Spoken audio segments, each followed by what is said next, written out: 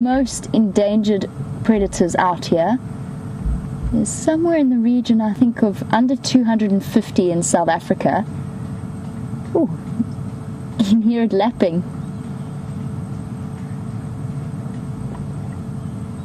And you're looking at 14 individuals of about 194 within the Greater Kruger area. So it's got the largest population in South Africa.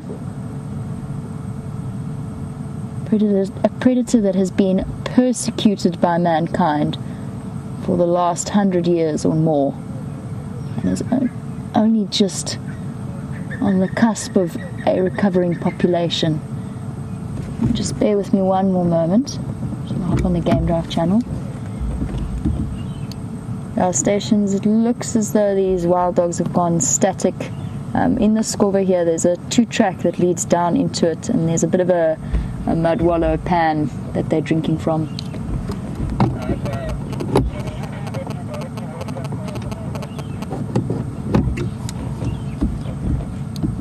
Yeah, that's affirmative. When I get your audio, I'll let you know. You should see my mover from the road.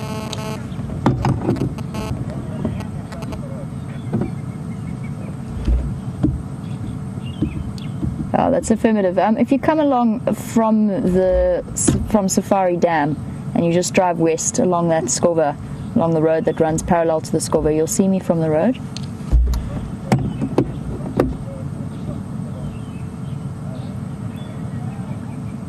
Are you not to the right?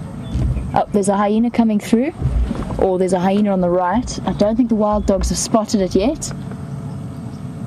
I don't know if it has spotted the wild dogs, and this is often one of these situations where you get serious conflict. Thanks, VM, well spotted. Don't think the wild dogs have seen it though. And they're moving up out of this drainage line. And I think they're on their way to the dam. So while I relocate them, let's go pop back over to Scott, who's still with Karula. I'll catch up with you shortly.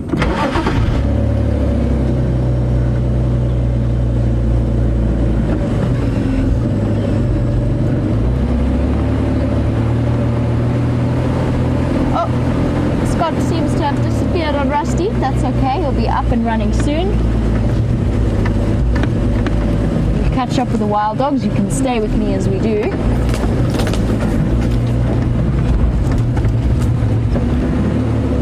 What a nice surprise. This is not how I was expecting this afternoon to go at all. We actually went along that drainage line to see if we could catch up with the Anderson male. Twin point turn again.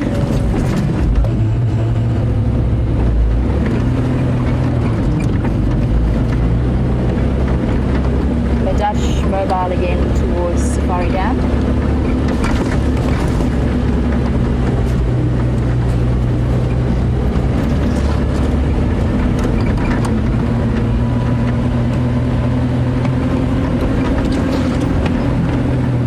Where did you go, wild dogs?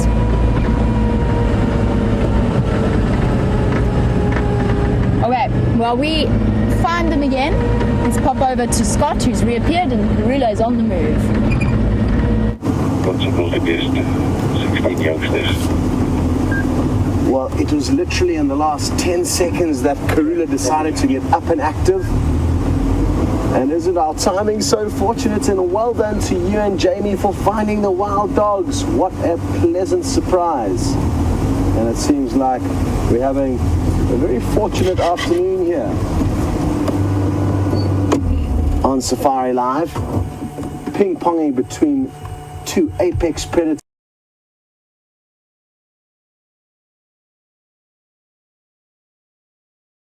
It doesn't get much better than this, especially that Karula, just on cue, decided to become active. And where will she take us now? She's passing by very, very close to the vehicle. Oh, interestingly, she's going to pass by the back of the vehicle, just probably a meter behind Brian.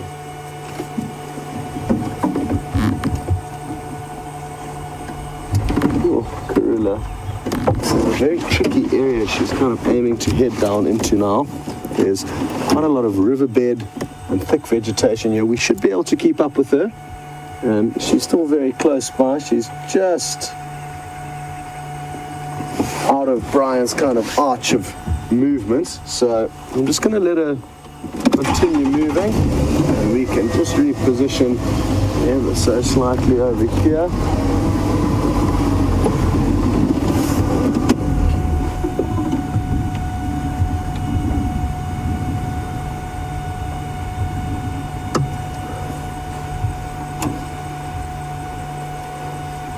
Now, Gillian Milwaukee has just asked a good question, and Gilly's there's kind of appears to be an extra flap of skin or a slight protrusion on the back end of Karula's belly. You can only really see it when she's walking. Gilly's obviously interested to know whether or not I think she could be pregnant. Now, Gilly, they've had so much up and down in terms of thought processes behind her pregnancies over the last year, really, and I can't be sure looking at her, to be honest. So in terms of thought processes behind her pregnancies protrude hugely like the herbivores. They give birth to very underdeveloped young, so it's not easy to tell when predators are pregnant, or at least it isn't for me, and I wouldn't be able to tell for certain whether she was, Gilly. What is interesting though, and for those of you who are new to Safari Live, is that she lost her last known cubs in this kind of time last year, a whole year ago. And leopards can very quickly recover from losing cubs, and within weeks mate again and focus on trying to get the next generation into the system. And she did that same thing. She's been seen mating countless times, over various periods over the last year, but she's never once been seen to give birth to any more young. So you're not sure if it's the males that are the problem. Maybe she has in fact actually given birth, lost those cubs with no one actually seeing it. There's a strong chance that could have happened, that she's had a full 3-month gestation period. They're going there. Okay, we've caught up with the wild dogs. They're hunting the impala. They're coming sprinting through Arathusa Lodge. Your guests must be having a most incredible experience. They come. Oh, there goes an impala dashing in front. Wild dogs bouncing behind them. There's utter chaos. There's just sprinting blurs of colour all the way through.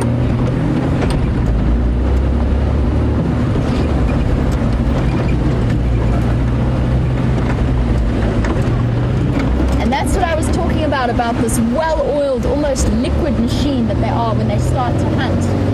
And it happens so fast that for us to actually stay with them is really tricky.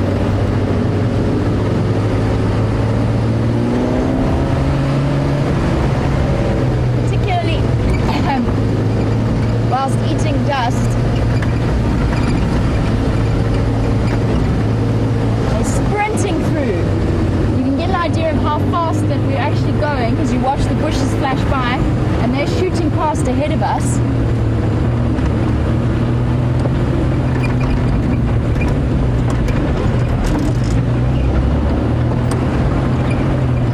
Hold on, everyone. Whoa.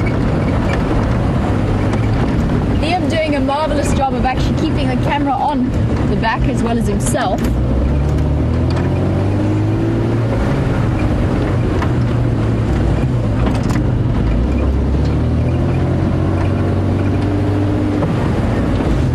Back off road again. It's a bit of a bumpy experience for everyone.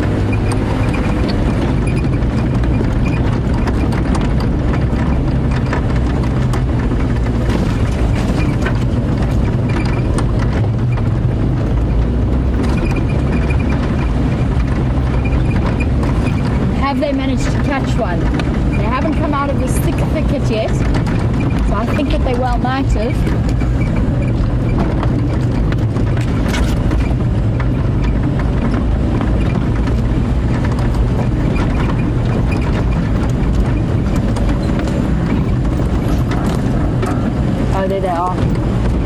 on the other side of the drainage line. Copy, thanks. I'm going to go around. They're running back in the opposite direction. And this is where stuff gets really tricky. You see them running back towards the dam. I don't know if they've caught an impala or not. Try and get us back onto the road so we can loop around. But you get a rough idea of the phenomenal speed of these animals. So you saw how fast we were driving, and we didn't even manage to catch up with them. Duck again.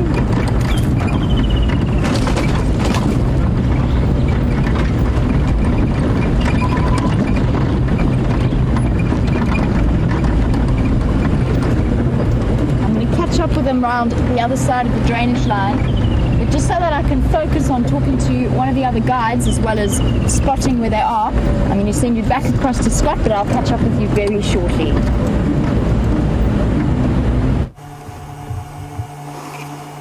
Affirmative, no problem. Welcome back, everyone. You just caught the trail end of my conversation with Andrew, another guide who's making his way to Karula, and he's not far away and is going to be joining us shortly. Now, she basically moved about 20 or 30 meters from where she crossed the road, and now she's sat down and she's peering off into kind of our general direction. We've scanned around, can't seem to see anything here. So again, not too sure what she's after, but there's certainly something that's catching her attention here. Sounds like some wonderful fun across with the wild dogs, and I hope you guys are enjoying racing about with Jamie. It's one of the most exciting animals to follow when they're hunting, the wild dog. Nerve-wracking because the chance of losing either your cameraman or your guests is quite high, as you have to drive like quite a maniac in order to keep with them. So let's hope VM is still in one piece.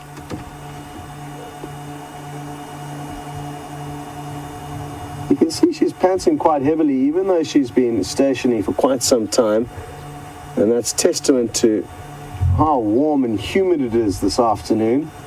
Even though it's been cloudy, it's an incredibly humid part of the world, the low veld of South Africa, and it's certainly taking a lot of adjusting for me, who's been used to the more crisp Mediterranean climate of the Cape over the last 2.5 weeks. Not nearly as humid and muggy as the conditions here.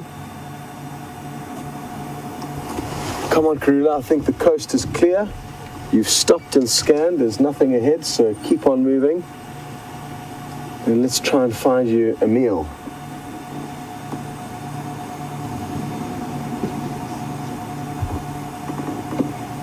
One thing that I learned quite quickly after spending my first few months as a trainee ranger here in the Sabi Sands is that we don't understand how difficult it is for predators to actually catch their prey.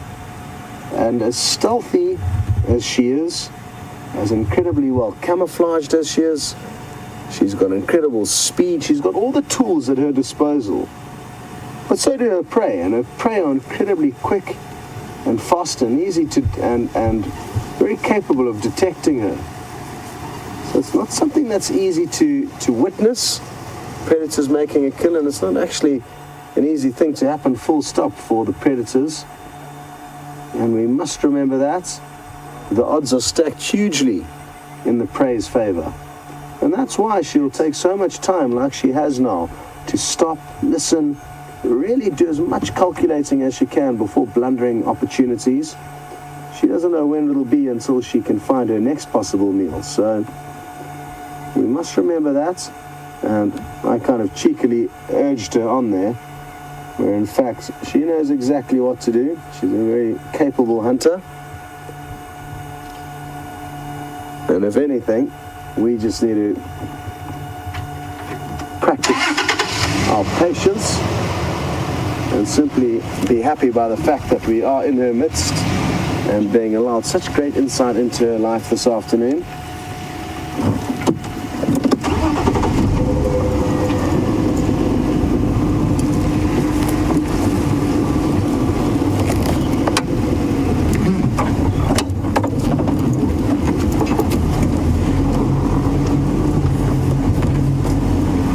Hello, Sharon.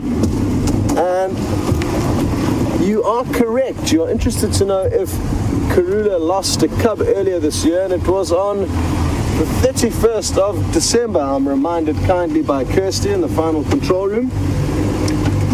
And it was a tragic day, Sharon. What happened was Mark, who was on drive that morning,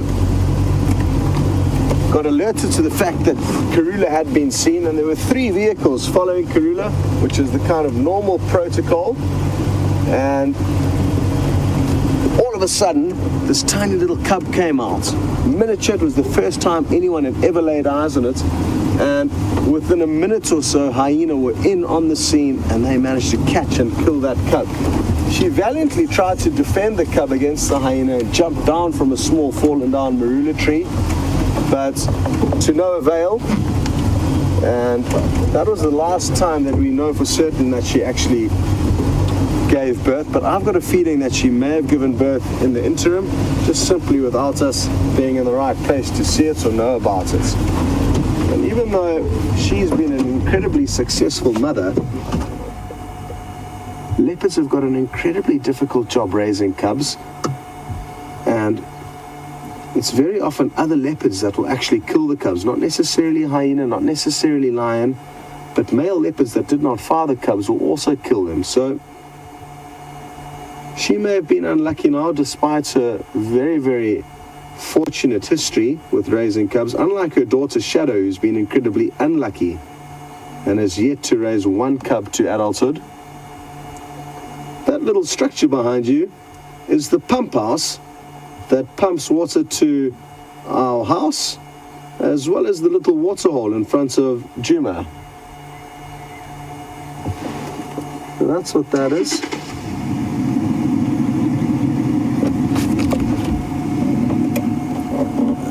And Charlene, in New Hampshire, you've got nothing to worry about. The wild dog are very, very far away from Karula now, so pose no threat to her. But if they were nearby, she would certainly do what leopards do best, and that is hastily skedaddle up into a tree. Look at her, interested to see that we're obviously doing our maintenance on the pump there. She's just making sure we've got the oil levels right, I think. Keeping a beady eye on the situation there. Remarkable. There's a tiny little gate that she was looking through there. That's the entrance into that funny little room. And who knows, maybe she can smell the water that's being pumped up from the borehole and wanting to get at it. That could be a reality. Okay, well, we're going to leave her to check up on this pump house, and we're going to shoot you across to Jamie and a quick update on the wild dog.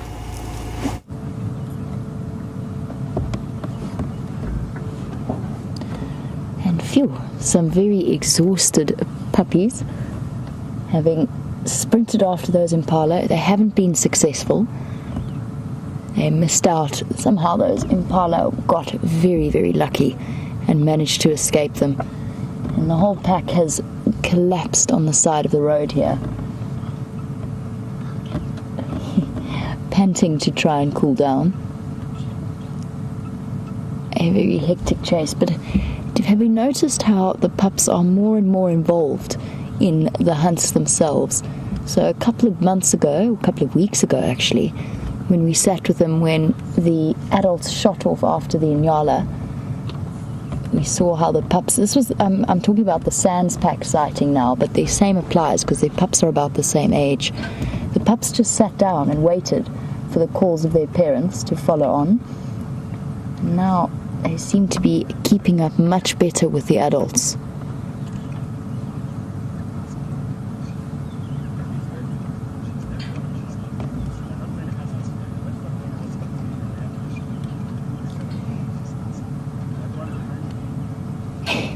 Donna's watching in Jackson, and Donna was wondering if I could count how many males and females there are within the pups themselves.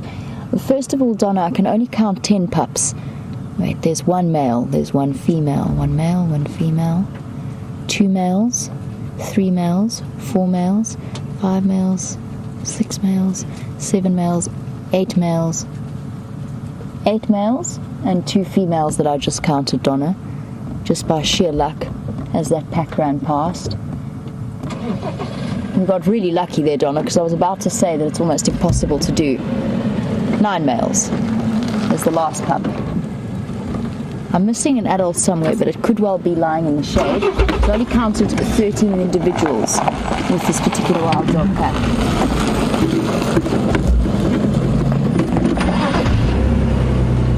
This gentleman very kindly letting me go ahead. Thank you. So Donna, what did I say? 9 males. 9 males, 2 females in the pup dynamic. I think that's the breakdown. It was a very quick, they were flashing past me. I couldn't even properly look to see if you were seeing what I was seeing. I just had to stop and count while I had the opportunity. So I hope I got you an accurate count of those dogs.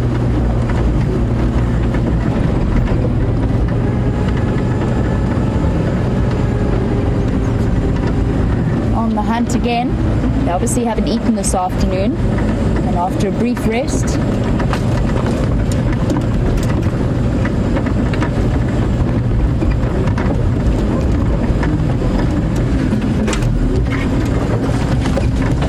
they're on the move again.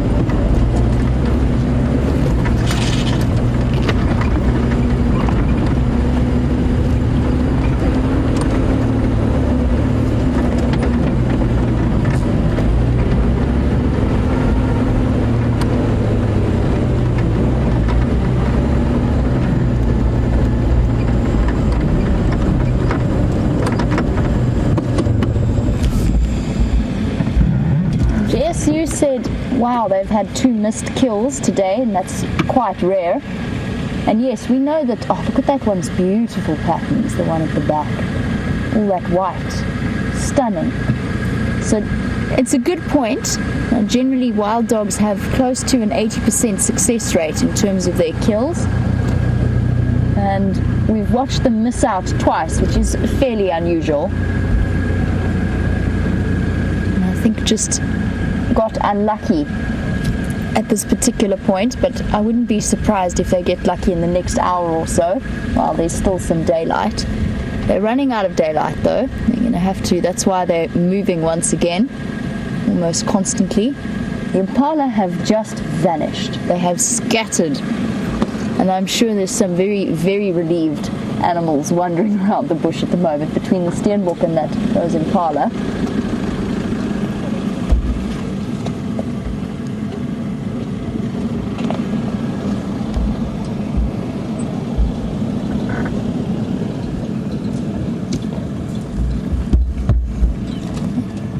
Wendy, who's watching in Florida, in terms of how long a wild dog can run full speed before tiring out, I've read statistics that say they can easily cover 5 kilometers, which is about 2.5 miles at full speed. You probably find it's longer. So for new viewers, these animals have far more stamina than something like a leopard or a lion. They're smaller, so their bodies don't gain heat as fast, and they don't overheat as quickly as something, for example, like a lion might do or a leopard. They're not stealth predators, they are coursers. They chase their prey down. Although both times, interestingly in these cases, in the 2 hunts we've witnessed today, they have given up fairly quickly. So we haven't done, we've done a couple of mad dashes, but they've ended relatively quickly. And I wonder whether it's just because the wild dogs get to the point where they know it's actually a waste of energy for them, and rather conserve that energy until there's going to be a hunt that they know they're going to be successful in. I'm not too sure. Sorry guys, bit of a traffic bottleneck. And while we loop around and they make their way to the dam, Karula's moving into thick bush, so let's go across there.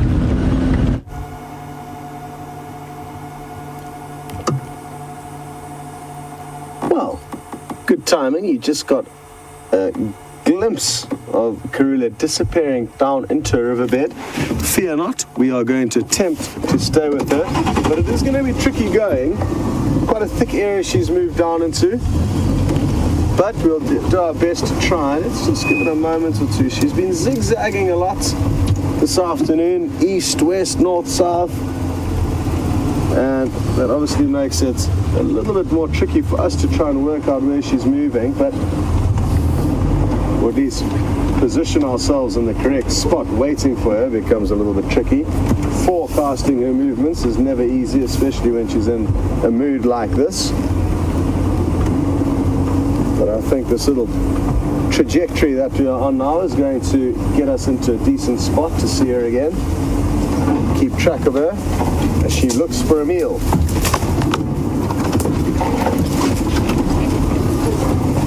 She's multitasking while she's looking for her next meal. She's also doing some scent marking, so making sure that she keeps her territory in check. And Brian's done a great job keeping on her.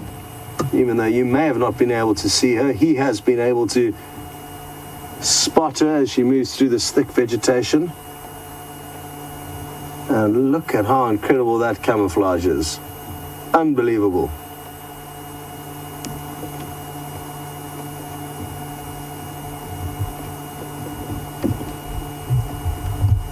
Well, I don't think we're going to lose visual of her anytime soon, but we are just going to have to be patient as she's going to be moving in between some thick vegetation and some open areas, but we're not going to lose her. Things are looking good. And I know there's been a lot of excitement back with those wild dogs, so don't worry. I will get the message when it's the right time to send you back to Jamie. But for now, you'll be with me. And Karula and Brian. The sun's just beginning to kind of settle above the western horizon. It's just broken through a small little bank of clouds that I can see. So I'm guessing in about the next 10 or 15 minutes the sun will probably set. There you can see the glow coming through from the sun there. But there's a lot of clouds out to the west. But what that means is that once the sun has set, is that it's going to become more favorable hunting conditions for this lady. What further complicates things for her is that it's a dead still afternoon. There's literally hardly a breath of wind. And on very still afternoons like this, it can be difficult for predators to sneak up on their prey because every little move they make can quite easily be heard. Okay, well, let's keep on the move. Let's see what she's going to do next.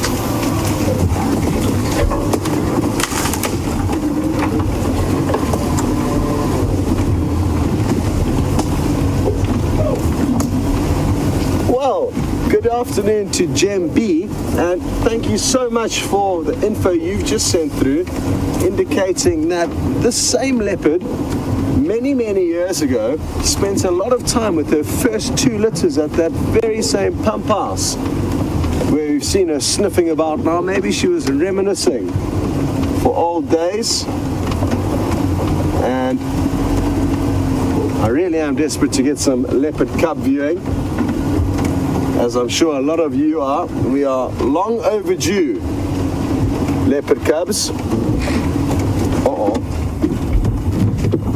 I may have just heard an alarm call of an impala. I hope I'm wrong.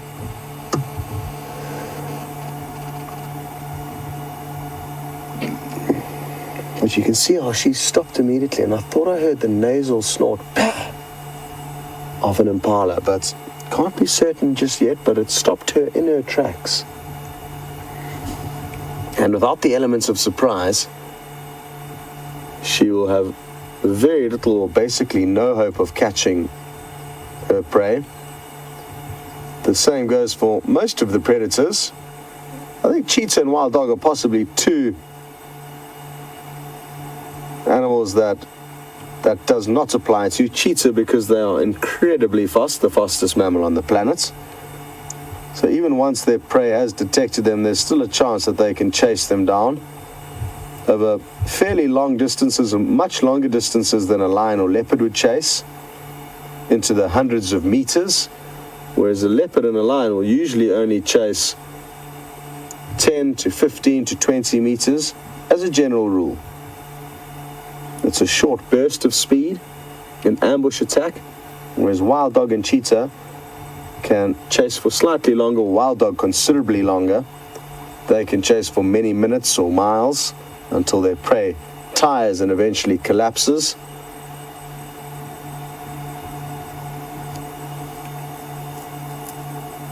And that's why I was hoping that she had not been detected. I am on her side. I will come clean. I mentioned earlier that we don't try and aid any of the predators or prey and interfere in Mother Nature's plans, but you certainly are allowed to pick who you would like to support in this endeavor. A lot of the safari goers may be on the team of the prey. I'm certainly on the predators team for a number of reasons. The odds are stacked heavily against them, and also we very seldomly get to show you an actual takedown or a kill. So when it does happen, I get very excited. And the only leopard kill that we have actually managed to capture on film from start to finish was this same leopard we're looking at here. And it's a very interesting story on the topic of what we were discussing a little bit earlier, and that was her losing her cubs. Now, what happened was she lost her cubs in the morning, and she continued to search in that area and call in that area, I think that afternoon. And the following morning, we found her again searching in that very same area, calling, hoping that her cub hadn't actually been caught by the hyena. I was with her that morning, the following morning, and she actually led us back to the area where she had successfully hoisted a female impala kill. And at this time of the year, as you will all know, the female impala have all, well, the females that are old enough, have all got young lambs. And this impala was no different. The problem is that Karula had caught the mother and not killed the lamb. So this poor impala lamb hung around until that afternoon when we returned to the area where she had this adult female kill, and we knew this baby impala was waiting there in the hope that its mother would return, just like Karula was hoping her cub would return.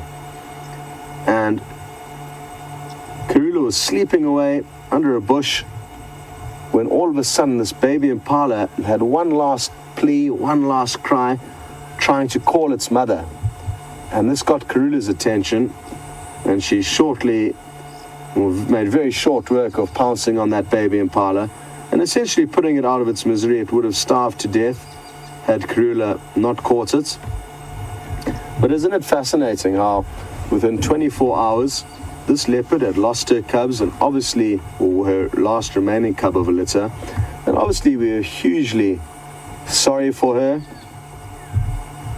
But within 24 hours, she had killed a mother and her calf. So it's a tough world out here. And that was the only leopard kill we've managed to film up till date since I've been around.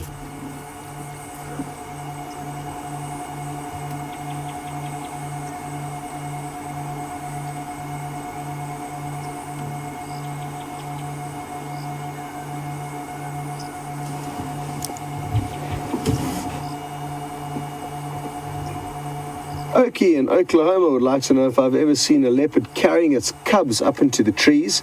And unfortunately, I have not been that lucky. I've only on very few circumstances actually seen a leopardess carrying her cubs in her mouth. So that's something that I have not been lucky with in my career. And I certainly haven't seen one carry the cubs up into a tree. But I have certainly seen many leopard cubs scrambling up into trees, sometimes tiny little trees, just to escape from hyena and even lion when they come across their kills or simply just trying to evade them. And it's critical for leopard cubs from a very, very young age to be good climbers because that is often their best escape route.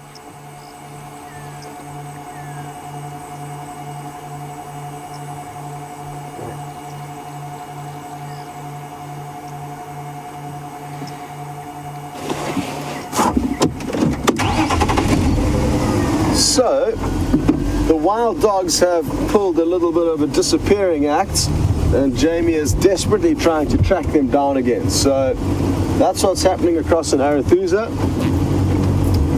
The dogs are out and about and making Jamie's life tricky, but she is still there. So, aren't we so lucky to have Karula escorting us through the African wilderness?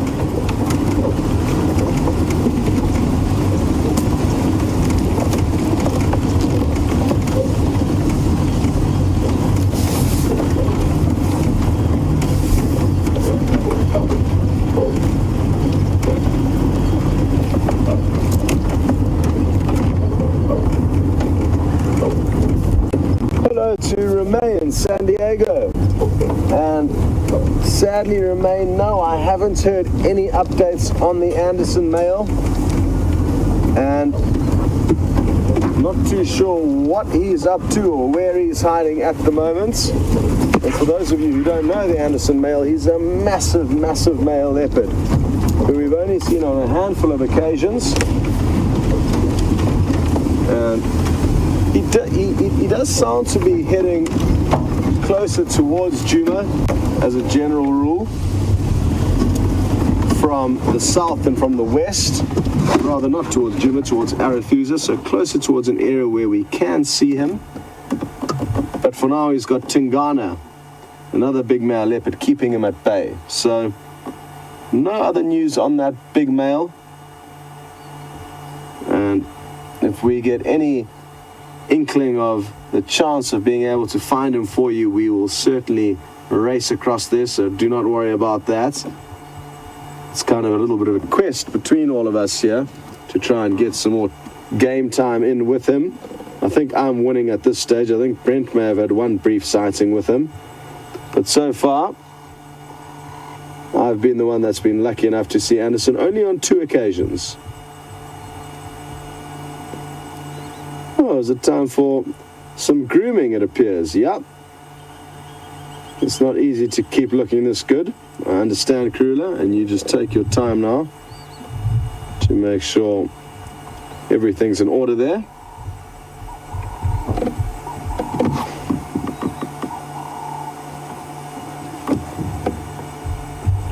I would go so far as to say that leopards spend close on an hour every day actually grooming themselves. And again, that's just my little theory. Don't quote me on it. But about an hour a day they'll spend. They need to not only keep the burrs and sticky seeds that will latch onto their coats off them, but also the parasites, the ticks. And if they don't maintain their body well enough, they'll lose condition very, very quickly due to these blood-sucking parasites. And there you can see she's probably trying to nibble some out of her coat as we speak.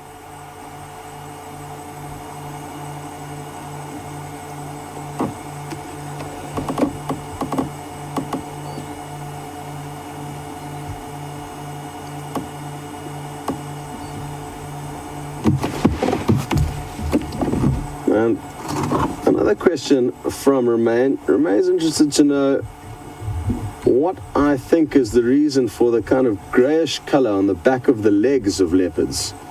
And Remain, I think it's kind of through default more than anything else. In terms of how these animals have evolved, it's their frontal view that is not their most important, but a very, very important view. And that is when they are hugging the ground, stalking their prey so that they can't be detected. That's critical. Finding food is probably their most difficult task, and therefore they would have evolved to look good from the front on. And when I say look good, I mean look very well camouflaged and blend in as well as possible with their surroundings. Anything on the back tends to be kind of a byproduct of the looks for the front. Oh, we need to rush across to Jamie. She's got lucky.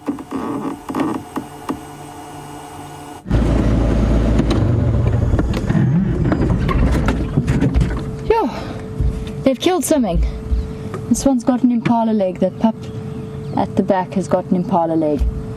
In that space of time between where I lost them at the lodge and here, they've already killed and devoured an entire impala. That is phenomenal. I've just come upon them now. We lost them for quite an extended period of time. There's begging.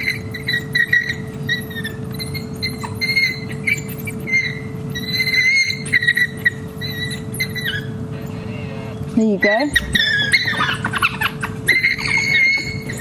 And this is such a typical sighting. How cool is this sound? Sorry guys, bear with me one moment. It's just myself at the moment. There were 2 other vehicles in the sighting with me earlier, but I'm not sure if they've pulled out.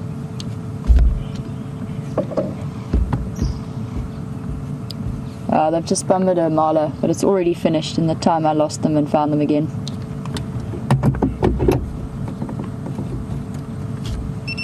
They're incredible animals. So that little squeaking effort that you saw there, let me duck my head out of your way. So the adult walked up to take the leg from the youngster, and that begging sound is the foundation of a wild dog pack. Essentially, submission rather than aggression is the ruler of any kind of wild dogs. And so by begging and supplicating in that gentle posture and flattening its ears, making that squealing, begging sound, the pup was essentially saying, please don't take my leg away from me. It's my leg. Please, please, please, please, please, please, can I have it? Please, Dad, can I have it? Please, please, Dad. And it works. And that's how these incredible animals actually stimulate the adults to regurgitate their kills. So when adults are left babysitting at the den site or the pups are there, the adults returning from a hunt before the pups are old enough to do so will actually bring back food for those at the den. And I've just read some amazing stories about wild dogs that have lost legs, and sometimes even in a rare case, one recorded case where a wild dog lost 2 and survived for an incredible period of time just because there's so much loyalty and care taken in a wild dog pack. They were seen as the devil's dogs by people because they were a terror for livestock. As you can imagine, if they're this efficient in killing wild impala. So we've witnessed 3 hunts. The 3rd was successful, even though we just missed out on actually watching it. You could imagine the havoc they could potentially wreak, but it is a hugely unfair reputation, one completely undeserved. And now that they've moved away a little bit, I should be able to get a nicer view for you.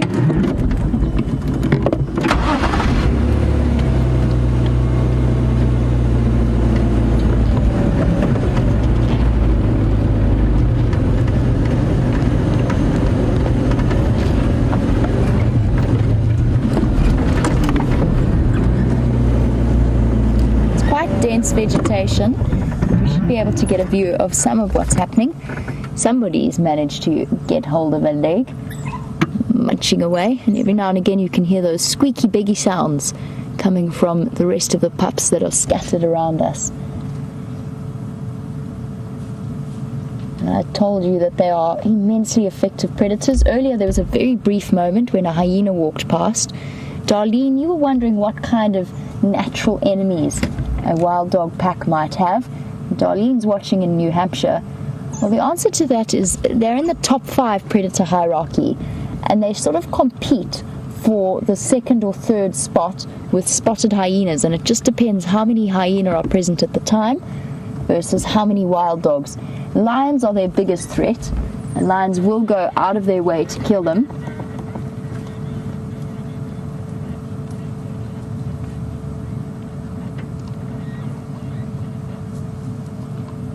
Sorry, I got distracted. I'm just listening to the Game Drive channel. Okay, copy. Yeah, just keep coming. You'll see me from the road.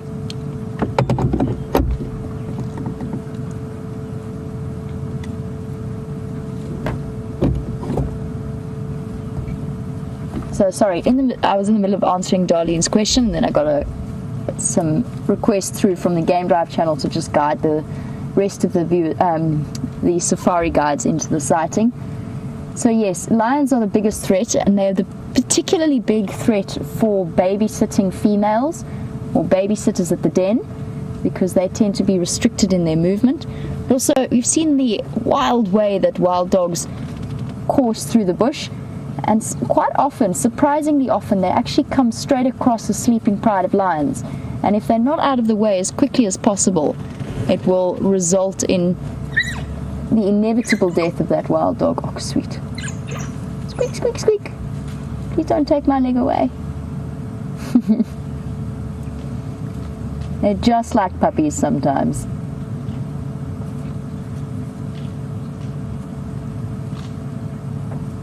Now, Paul, we're only seeing the end part of this kill, but you've mentioned that they didn't seem to get much in the way of food. Wild dogs are so unusual in that they get the first primary access to a kill. So as soon as the adults have killed something, they get first access to it. Very, very unlike lions, where the poor cubs have to absolutely know their place within the den site itself.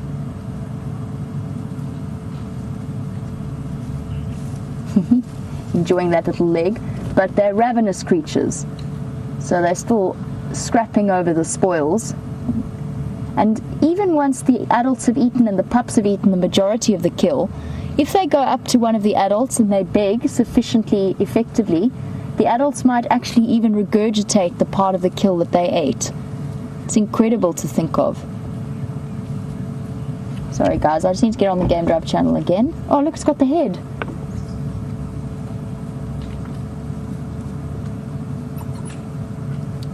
Just to clarify the position of these Madutch, it's the road that goes south of the power lines, between the pump house and Magic Woolly Open.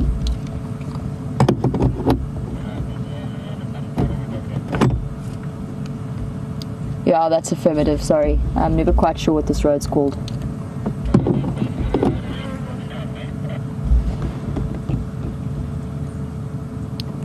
Yeah, between the pump house and Magic Woolly Open. It's the one that runs, yeah, pretty much north-south. More east-west, actually.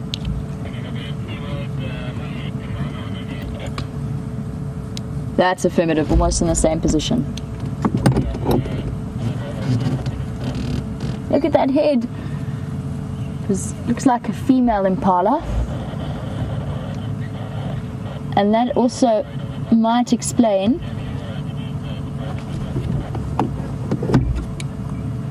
copy that, thank you.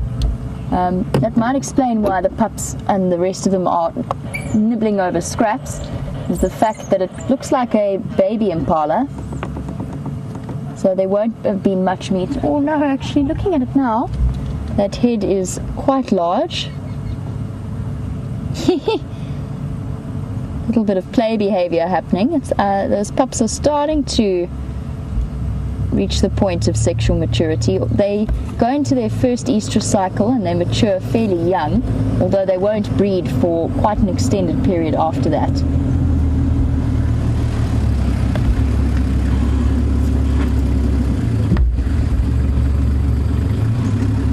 What an exciting afternoon this has been.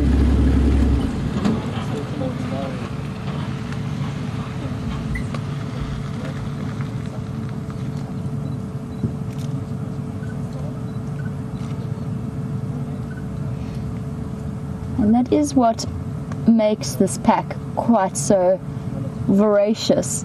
And Wayne, who's watching in Philadelphia, you've raised a really good point. The fact that one impala doesn't really seem to be enough for a pack of this size, especially with 11 little pups to feed, 11 growing pups to feed. And Wayne, in terms of how much I would guess they would eat, another scrap for food. Yep, they're still after that head. Wayne, I would guess that they could easily kill an impala, a female impala or an impala of this size, probably easily at least 3 times a day. If the opportunity strikes, they will feed at least once a day, but they could very commonly kill more than that. And I've heard plenty of stories of wild dogs killing 3 or 4 impala in a row and going from one kill to the next to the next to the next.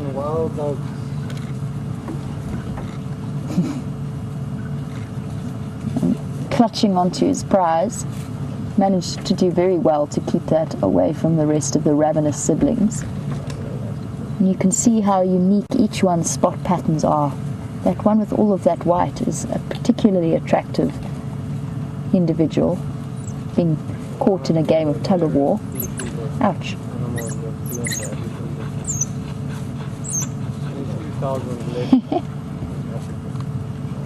There's nothing better than watching happy wild dogs play. Nope, my head. My impala head, leave me alone. You can see the ears back, the tail down, that submissive posture.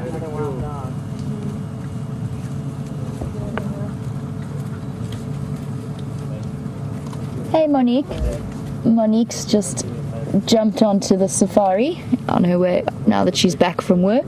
Monique, you wanted to know which pack this is. It's the Investec pack. We're sitting in Arathusa watching one little wild dog run round and round and round and round. It's the Investec pack. So far I've counted 13. There should be 14, but as you know, it's always tricky to keep exact track of where everybody's dashing about.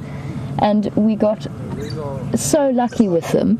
We were sitting on the boundary with Elephant Plains watching a woodhupu, and Viam mentioned that he saw a wild dog, at which point I was thoroughly, not disbelieving, I completely trust Viam's judgment, just completely surprised.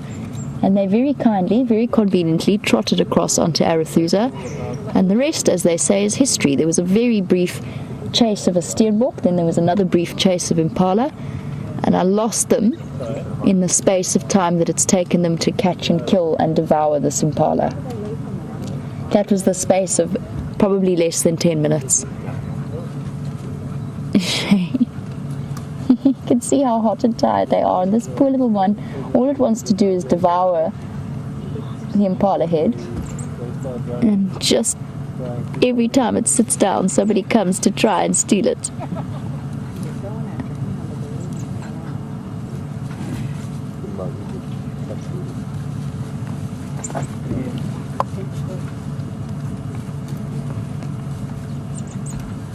Now, there are other vehicles that do want to see this sighting, and as our regular viewers know, you can't spotlight wild dogs, so there's a limited time period in which the other people would be able to sit and watch them.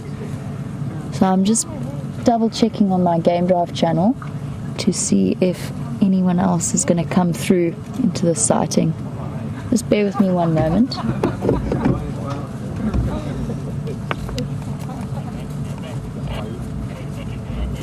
No, there is.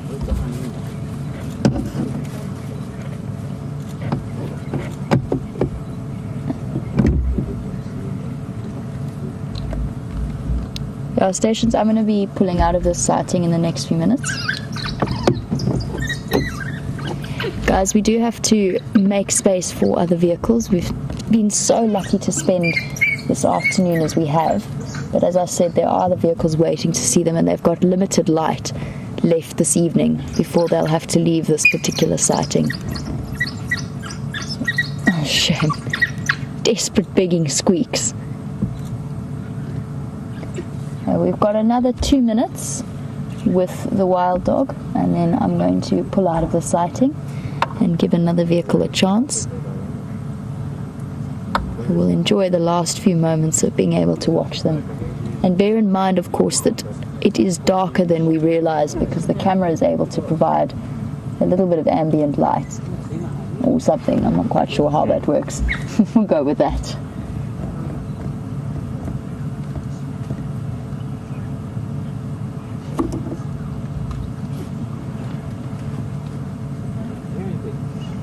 Someone's managed to get hold of a leg and keep a leg which, as you can imagine, with 10 brothers and sisters, all equally as hungry as you are, it's a bit of a tricky business.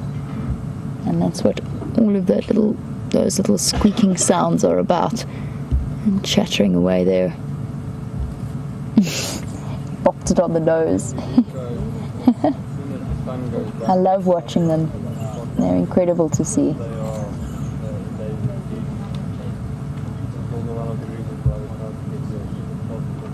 And Shell, just to give you a rough idea of how big they are, the pups are probably about knee height on me, maybe just a little bit higher, and quite, as you've seen, they're very slender creatures, so they're probably somewhere in the region of about 18 or so kilograms. That's a rough estimate. The adults are slightly bigger. They come up to about mid-thigh on me. I'm trying to think of a domestic dog breed comparison. And although they're actually pretty much the size of my Weimaraner, Lexi, if you're familiar with that dog breed, probably about the size of a female pointer is maybe the best domestic dog comparison that I can give you in terms of size. Built for speed and stamina, the most incredible athletes of this particular animal world. Long distance cross-country runners, as it were.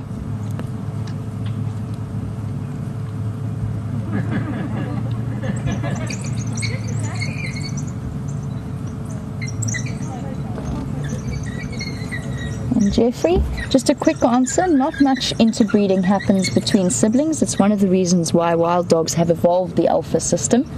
And although the female does breed with other males, she mainly breeds with the alpha male, who will be unrelated to her. At the moment, this is more play than anything else. It's not serious at all, and it doesn't really happen that they actually interbreed with litter mates. Well, ladies and gentlemen, it has been a wonderful evening, but it is time for us to pull out of this sighting and give another vehicle the option to come join in. Sorry guys, give me 1 second. Pulling out in 30 seconds. Copy, I'm on my way soon. Sorry guys. I'm going to say goodbye to you all. It's been wonderful having you on the back of our safari vehicle. I hope you have a wonderful day, and a big thank you to VM. We have him to thank for those wild dogs. So have a fantastic day. I'm going to pass you over to Scott for the last few moments. Cheers for now.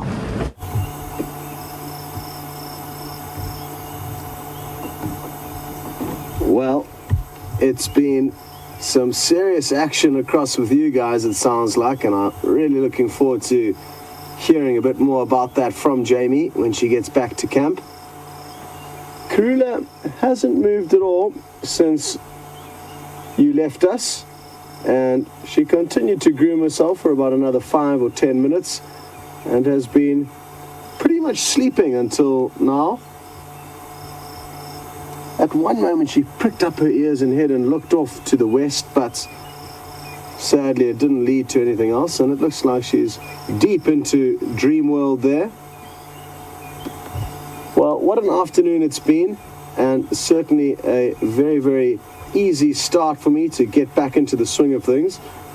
And a pleasant change of events as well, starting off with a vehicle that would not work, and then I guess everything happens for a reason, and that's the important thing to remember out here. The vehicle wasn't working, we didn't let that bother us, but that may have saved us, and that may have got us into the area where we found this leopard at the right time. So I think an important lesson was learnt. Even though the chips were down at one stage, everything worked out well in the end. It's been a great experience to come back with so much warm welcomes, and thank you so much to everyone who said through your kind words. We're going to spend, though, the rest of the time looking at Karula. She has just picked her head back up, and I look forward to being out on an adventure with you guys tomorrow morning, along with Jamie. I think it'll be the two of us out again, and let's hope for more wild dog, more leopard, and hopefully some lion. I know they've been dodging you guys for quite some time since I've been gone. Anyway, enough chattering, and let's just enjoy the silence and the sounds and Karula. Oh, she's just puffed her head back down, so not the best timing. Anyway, still a beautiful sight, And I wonder if she's not going to have some luck tonight. Hopefully she does. Hopefully she catches something and hoists it into a tree nearby. We'll have to come out and search in the morning to find out exactly what happened.